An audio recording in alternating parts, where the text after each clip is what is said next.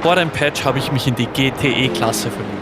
Eigentlich wollte ich nur einen sauberen Vorher-Nachher-Vergleich fahren mit dem Porsche und der Corvette. Einfach um die Unterschiede zu spüren und das Konzept zu verstehen. Aber gerade auf Suzuka habe ich mich so in die Corvette verliebt, dass ich wirklich Sorge hatte, was dieser Patch mit dem Auto macht. Ja, in der Corvette, aber auch im Porsche hat sich alles so knackig angefühlt.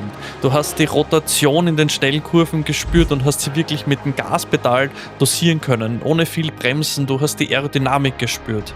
Das hat sich so geil angefühlt. Ich habe die Vorderachse auch so gut am Lenkrad spüren können. Das war richtig geil. Und ich bin dafür belohnt worden, das Auto etwas zu unterfahren, auf die Reifen zu achten, Sprit zu sparen.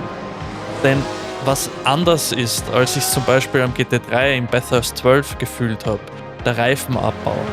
Du hast im GTE die ersten 2 Runden richtig viel Grip und dann hattest du einen kontinuierlichen Reifenabbau. Das war echt schön. Also ich bin zuerst am Nürburgring und dann auf Spa gefahren für den Vergleich und habe mir dann gedacht, okay, probier Suzuka nochmal aus. Das ist gerade im GTE-Sprintformat dabei. Ich hatte so schnell das Vertrauen in die Corvette. Es hat so Spaß gemacht, dass ich keine Angst gehabt habe, wirklich in ein Rennen zu gehen, ohne viel Vorbereitung. Und dann gehe ich in dieses Rennen und gewinne sogar gegen Konstantin Gross, einen 5,6K iRating-Fahrer, der die ganze Woche schon auf Suzuka GTE gefahren ist. Ja, einfach weil ich dieses Vertrauen hatte und gefühlt genau wusste, was das Auto zu welchem Zeitpunkt macht. Und genau deshalb waren meine Sorgen vor dem Patch so groß. Nicht, weil sich etwas ändert und etwas neu kommt, sondern weil ich wirklich Angst hatte, dass dieses Besondere, was der GTE hat oder was ich im GTE gefühlt habe, einfach verloren geht. Dann kam der Dienstag, die Server gingen offline und Demo Drive war verfügbar.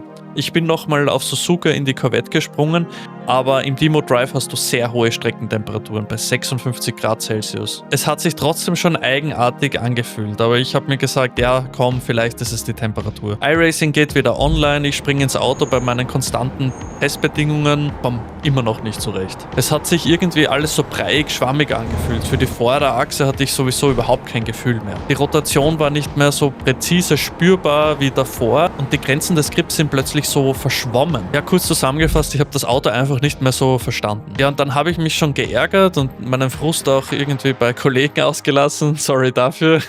Und dann habe ich mir selbst eine unangenehme Frage gestellt. Ist das Auto wirklich so unfahrbar geworden oder liegt es einfach an mir? Also habe ich einfach damit aufgehört, dem Material die Schuld zu geben und habe mir das Ganze noch einmal genauer angeschaut. Irgendwie bin ich über meinen Schatten gesprungen, weil ich es verstehen wollte. Ich wollte es wissen.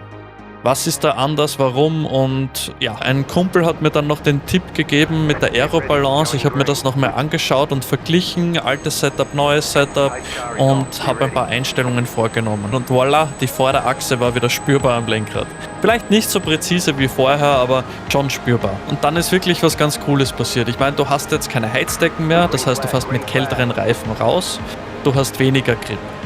Du baust deinen Grip auf über ein paar Runden, je nach Strecke, und dann hast du irgendwann deinen Peak Grip erreicht. Ja? Und mit diesem Peak Grip habe ich meine alte Rundenzeit unter gleichen Bedingungen sogar um 200stel unterboten. Also sagen wir einfach, es ist gleich schnell. Und ich war davor, als ich nicht damit zurechtkam, 1 bis 2 Sekunden langsamer. Was mich dann stutzig gemacht hat, war, dass ich diese schnellen Zeiten halten habe können. Während beim alten GTE die Rundenzeiten relativ schnell eingebrochen sind. Also nach 8 Runden war ich so 8 Zehntel langsamer. Und genau da hat sich leider was bestätigt, was ich befürchtet hatte. Die Entwicklung des Grips, aber vor allem der Abbau des Grips fühlt sich jetzt wie im GT3 an. Diese Grip-Aufbauphase finde ich ganz cool, aber sobald dieser Peak erreicht ist, baut der Grip ganz langsam ab. Das ist mir auch schon im Bathurst 12 aufgefallen. Nur wenn du wirklich hohe Streckentemperaturen hast, dann fühlst du, wie der Reifen nachlässt.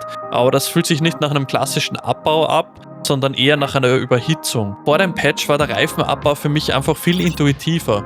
Du warst so in der Rotation in den schnellen Kurven und dein Auto hat dann einfach noch mehr gearbeitet. Aber spürbar. Vielleicht kannst du es nachvollziehen, aber es ist schwer zu erklären.